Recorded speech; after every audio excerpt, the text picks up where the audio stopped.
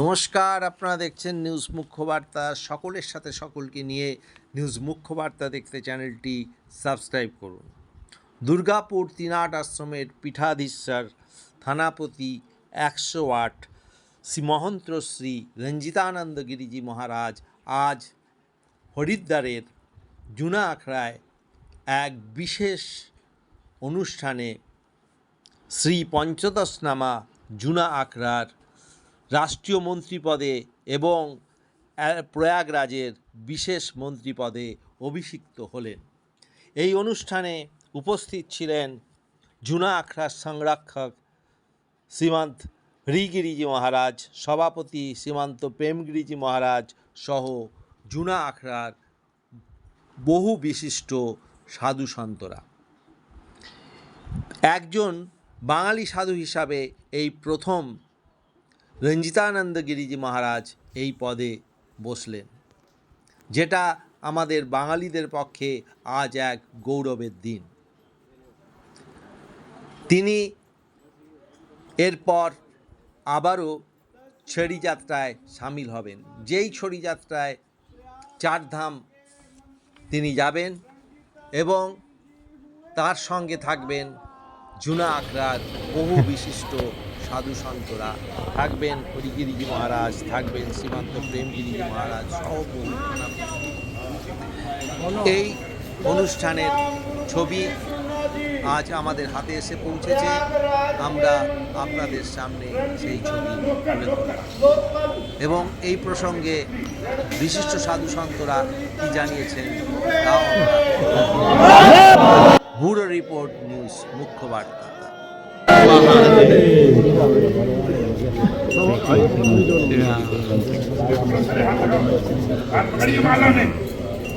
नारायण की आगे बढ़ जाएगी, या बैठिए, या बैठ। एक ही माला में सारा 10 लाख की माला हो जाएगी, एक ही माला बस।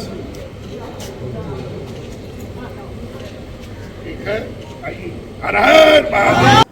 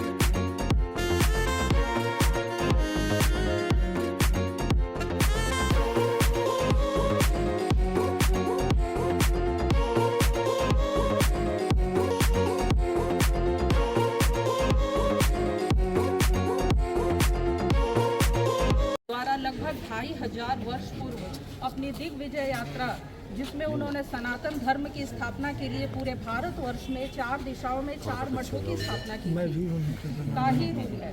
तब जगत गुरु शंकराचार्य ने पवित्र धर्मदंड अथवा धर्म ध्वजा, जो कि छड़ी का प्रतीक था, के माध्यम से विधर्मियों को परास्त कर सनातन धर्म का वर्चस्व कायम किया था।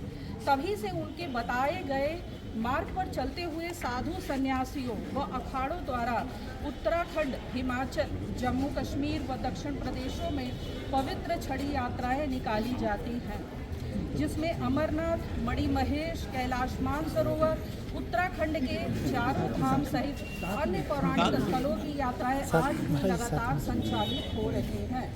इन यात्राओं को समय समय पर आतताई मुगल शासकों द्वारा रोकने का प्रयास किया गया। 14वीं शताब्दी में अलाउद्दीन खिलजी और मोहम्मद तुगलक शाह ने हिंदू जनता पर बर्बर अत्याचार किए, जिसमें त्रस्त आकर शंकराचार्य द्वारा स्थापित 10 नाम संन्यास परंपरा के सन्यासियों ने प्रयागराज कुंभ के दौरान शस्त्र का जवाब शस्त्र से देने के लिए अखाड़ों का गठन किया। इसी क्रम में संवत 1202 में उत्तराखंड के कर्णप्रयाग में जूना अखाड़े की स्थापना हुई। अपने स्थापना काल से जूना अखाड़े के नागा सन्यासी मुगलों के अत्याचार से निपटने के लिए सैनिक गतिविधियों, धार्मिक यात्राएं आयोजित करने तथा विधर्मियों के विनाश में जुट गए।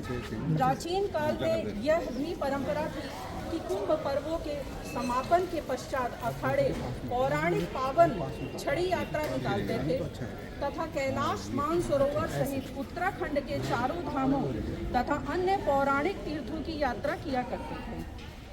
जूना अखाड़े द्वारा पवित्र छड़ी यात्रा के माध्यम से आम श्रद्धालु तीर्थयात्रियों को दर्शनों के लिए जत्थों के रूप में ले जाया जाता था।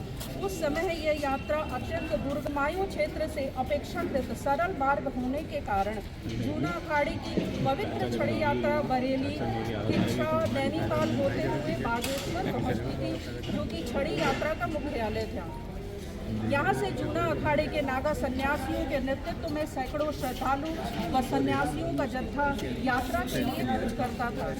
हुमायूं तथा गढ़वाल दोनों को जोड़ने के लिए कर्णप्रयाग केंद्र बिंदु था, जो कि जूना अखाड़े की जन्मस्थली है। यहाँ से उत्तराखंड की यात्रा विधिवत प्रारंभ होती थी।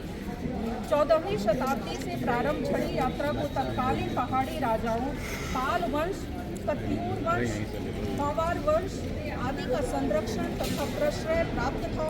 उनकी ओर से अन्न, वस्त्र, आवास, वाहन व अन्य सुविधाएं उपलब्ध कराई जाती थी।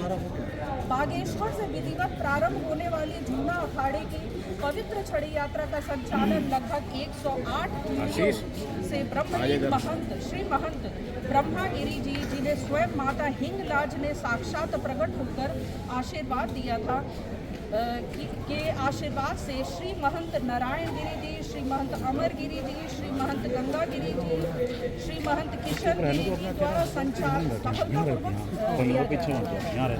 लगभग 70 वर्ष पूर्व कतिपय कारणों से छड़ी यात्रा का संचालन अवरुद्ध हो गया था, लेकिन 2019 में जूना अखाड़े के अंतर्राष्ट्रीय संरक्षक श्री महंत हरिगिरी जी महाराज के अथक प्रयासों से यह यात्रा पुनः बागेश्वर से संचालित की जा रही है। तत्कालीन मुख्यमंत्री श्री त्रिवेंद्र सिंह रावत ने इसे बाकायदा राजकीय पवित्र पावन पौराणिक छड़ी यात्रा घोषित कर स्वयं माया देवी मंदिर हरिद्वार से शुभ मुहूर्त में रवाना किया था। चारों धाम तथा उत्तराखंड के गुफार, गढ़वाल व हुमायूं स्थित सभी प्रमुख पौराणिक तीर्थ स्थलों के दर्शनों के दौरान छड़ी यात्रा में शामिल साधु संतों व श्रद्धालुओं के लिए सरकार की ओर से निःशुल्क आवास, भोजन, चिकित्सा, सुरक्षा तथा अन्य सुविधाएं उपलब्ध कराई जाती हैं। इस पवित्र छड़ी यात्रा का उद्देश्य उत्तराखंड के उपेक्षित पौराणिक तीर्थ स्थलों का जीर्णोद्धार कराना, उनके पौराणिक महत्व को आम जनता तक पहुंचाना है, ताकि इन तीर्थों के विकास के साथ साथ स्थानीय लोगों को रोजगार उपलब्ध हो सके। जूना अखाड़े द्वारा संचालित इस पवित्र छड़ी यात्रा का एक अन्य मुख्य उद्देश्य यह भी है कि सुदूर पर्वतीय गांव विशेषकर सीमावर्ती गांवों से पलायन पर रोक लगे और स्थानीय युवकों को अपने ही क्षेत्र में रोजगार मिले, ताकि देश की हमारी सीमाएं सुरक्षित रहें। इसके साथ ही सीमावर्ती क्षेत्रों में विशेष वर्ग के लोगों की बढ़ती गतिविधियों और बढ़ती जनसंख्या व गतिविधियों पर अंकुश लग सके। पवित्र छड़ी यात्रा का उद्देश्य प्रमुख उद्देश्य केंद्र व राज्य सरकार, धार्मिक व सामाजिक संगठनों, राजनीतिक दलों का ध्यान सीमावर्ती व दुर्गम क्षेत्रों के विकास के लिए इन स्थानों पर उच्च शिक्षण संस्थान, सुपर स्पेशलिटी हॉस्पिटल, औद्योगिक इकाइयां आदि स्थापित किए जाने की ओर आकृष्ट किए जाना है। हुमायूं तथा गढ़वाल मंडल में एम्स जैसे अस्पताल ऐसे क्षेत्रों में स्थापित किए जाने चाहिए जिससे दुर्गम पहाड़ी क्षेत्र की जनता को लाभ मिल सके। उत्तराखंड के विकास के लिए एक अत्यंत महत्वपूर्ण योजना रेलवे लाइन से पूरे उत्तराखंड को जोड़ने की पिछले लगभग 120 वर्षों से लंबित पड़ी है। 1890 में अंग्रेजों ने टनकपुर